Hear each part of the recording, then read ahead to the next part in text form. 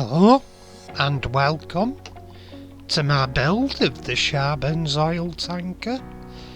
This casting dates from around the 1940s, just post-war, and as such, if we have a look at the player one example, you'll see it coming round in a moment. It's had a smashed wheel, so parts are virtually unobtainable for this, and it's quite tricky to obtain others, so basically it's a metal wheel, but I've decided to cast it in resin, which worked out okay. I'm in my infancy really. I got an air bubble in it and I thought, even though my mould were okay, I didn't bother remoulding it. I used filler on it, you'll see that coming up in video in a minute. But I'm not sure if it's modelled on a particular vehicle. But here I'm just uncrimping the axles. Because all it is really, it's a crude casting. And 2 axles and 4 wheels. So in all you've got, let's say 6, it's a 7-piece model. So there's very little to do on them really. And here I'm just breaking the axle off, to be honest. And here I'm setting it in my latex moulding compound. Set the wheel in on a cocktail stick. Then I put more over the top and split the mould. Here I'm just filing the screen so it's tidier. The pillars. I'm just filing excess material off so it looks a lot tidier. Sorry, just having a sip of my Kool-Aid because I've got a sore throat. And here I'm filing the wheel arches so they're tidier. Because basically these were very crude castings. And they were just knocked out quickly for kids. Something to keep them occupied post-war. I suppose it was instead of playing in bomb craters, finding unexploded bombs as you do when you're a kid. Like, let's see what this does. And here we go, the caustic bath of doom. It always fascinates me, this bit, and this. The age of the toy, it was possibly lead paint, so it's better getting rid of it. In fact, this casting will have lead in it, because Charbens used to make lead soldiers, and it was pre-banned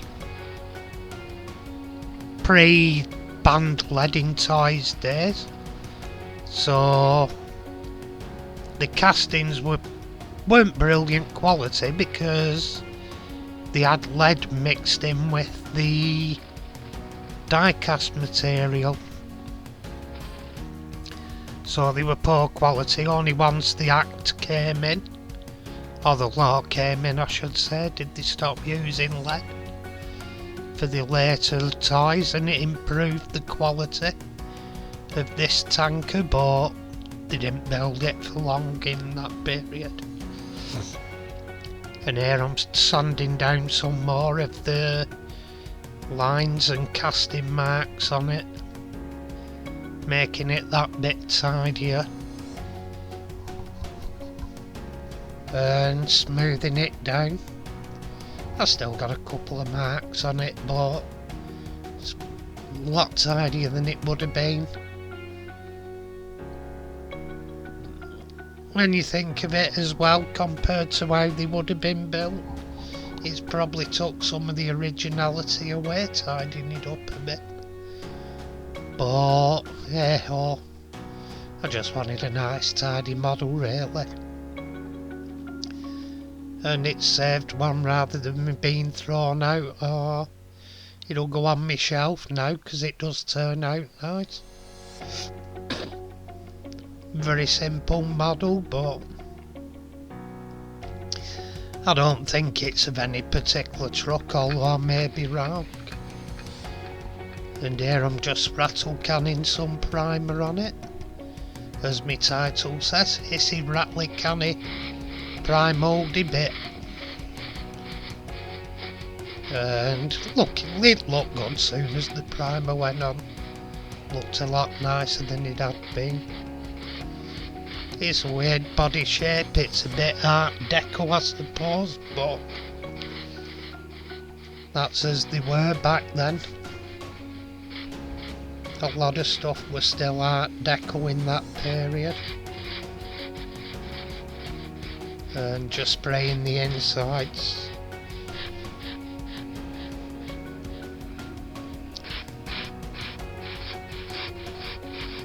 And just got off screen. Oh, we're on again. Bit more primer on. Bit more over the top. Just make sure we get it to a decent thickness. The knack of primer is putting on as thin a coat as possible, but make it as thick as possible. Sounds silly, but you want as thin a coat as possible to keep your decals, but as thick as you can so it'll be a strong base foundation for your paint. It's weird, it's all a bit of a juggling act with painting and stuff, but here I'm putting on the colour, as it says, this is blowy airbrushy thingy mood bit. And there we go, another coat on it. Did about 3-4 coats I think on it in the total, because there's no real fine detail on this one. As I say, it was a crude casting. Just putting on, it's actually scarlet added in. Probably a bit brighter red than it was originally. But I think it benefited it, it looks good.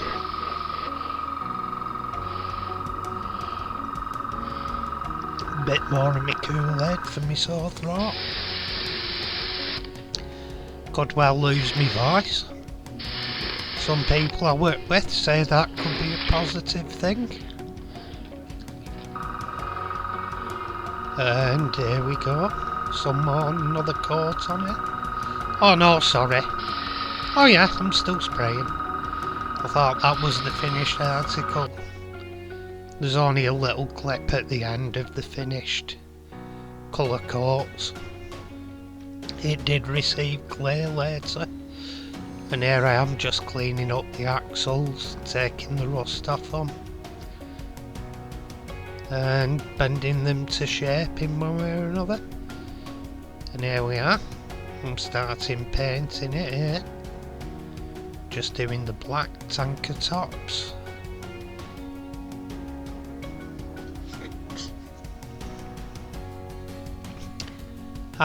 The main colour I used, the scarlet, was a Vallejo model colour. The black is Tamiya gloss black. And there I finished the gloss back, and here I'm doing the silver.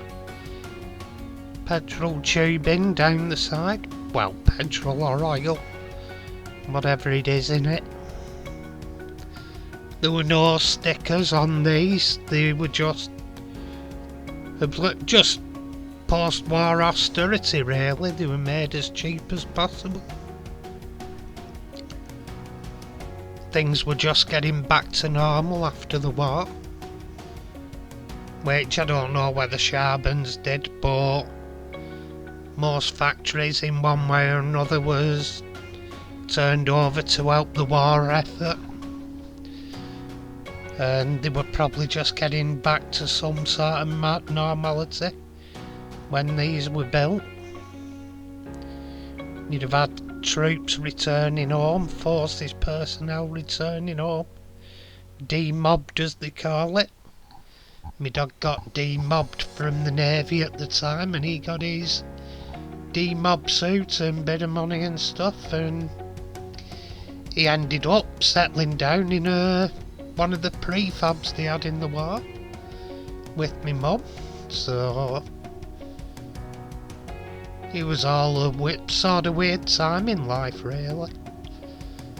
And here I'm splitting the mould open to reveal the casted wheel. Quick casted in resin. And here I'm putting a little blob of filler on for the bubble. As I learn, I'll stop doing bubbles and stuff. As I learn how to do the moulds and how to mould better.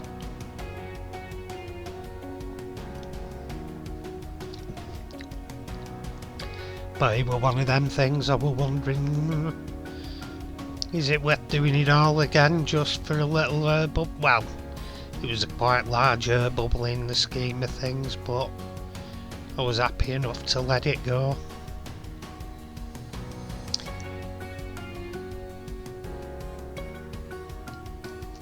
And here I'm just going over the filler with liquid poly, so it smooths it out a little bit. And here we're going into the caustic bath of doom again. Watching them wheels fizz away like Alka-Seltzer. It's just to take the layer of black paint off. But whether that's the casting acting up with it, because it has lead in or what, I don't know. Or the paint was lead, or... but it's certainly having a vigorous reaction.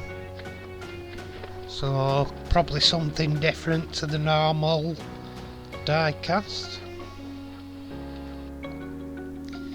And here I'm just putting on some Tamiya gloss black onto the wheels to tidy them up, make them look quite a bit smarter.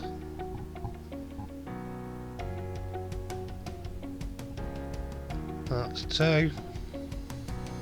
Coming up to the third. And later on I did the fourth because it was the casting. I did that separate to these three.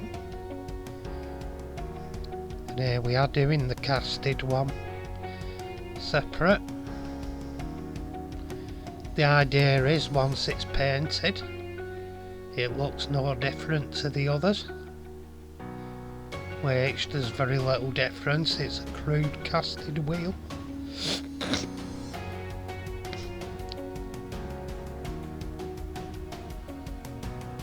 Well, looks effective, looks the same as the others.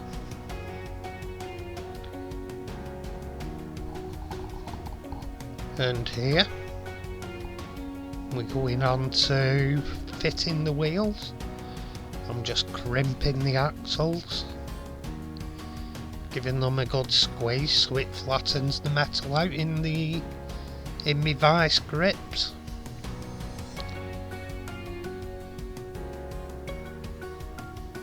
It's just to flatten the axle out, tighten it up again and give it another squeeze. Plenty of pressure, you can see the shaking. Go on! Get it done, lad.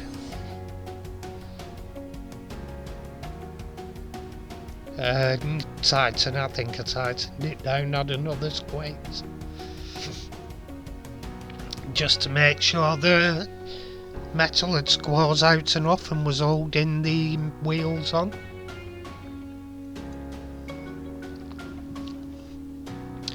And that's assembly done. You only had to put the wheels on, and once they're on and steady, I think it's here we go, final squeeze. And here we go. This is what we started with, the play worn battered example that had seen better days. We smashed the rear wheel there. They were the casting, as I said, they weren't great quality die cast. There was often lead mixed in with them. But as kids aren't getting this toy, it doesn't really matter, as it's just going to sit on my own shelf. There's no worries about it being left. And there we go. Coming up is where we finished. A rather pretty rendition of it, looking like you'd have bought it out of the toy shop in the 40s. Anyway, I hope you've enjoyed this video. If you have, by all means subscribe. I've noticed there's a huge percentage watch and don't subscribe. And I think it's running at 67% and 30% that are subscribed. So please subscribe if you enjoy. Hit the button for notifications. Many thanks to those who have subscribed already. And I'll see you in my next video. Thank you and bye.